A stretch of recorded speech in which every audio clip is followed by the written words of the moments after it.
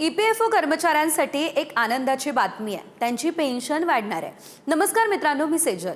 EPFO कडून कर्मचाऱ्यांसाठी आणि पेन्शनधारकांसाठी एक मोठी आनंदाची बातमी आता समोर येते आहे। सध्या EPFO अंतर्गत मिळणारी किमान पेन्शन 1000 रुपये इतकी आहे, पण आता हीच पेन्शन थेट 3000 रुपये करण्याची तयारी सुरू आहे अशी माहिती समोर येते आहे। CBT म्हणजेच EPFO ची निर्णय घेणारी संस्था या प्रस्तावावरती चर्चाही करते आहे।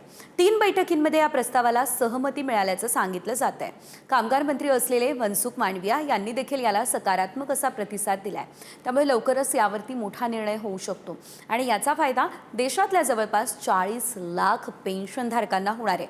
अनेक दिवसांपासून किमान पेन्शन 7500 रुपये करण्याची मागणी केली जात होती, पण सध्या 3000 रुपयांपर्यंत वाढ करण्याचा विचार सुरू आहे। याशिवाय EPFO 3.0 बद्दल देखील एक मोठी अपडेट समोर आलेली आहे। आता PF चे पैसे UPI आणि ATMच्या मदतीने देखील काढता येणार आहे।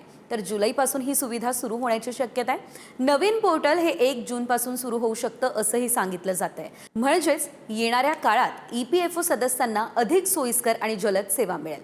ही माहिती तुम्हाला उपयुक्त वाटली असेल तर नक्की शेअर करा।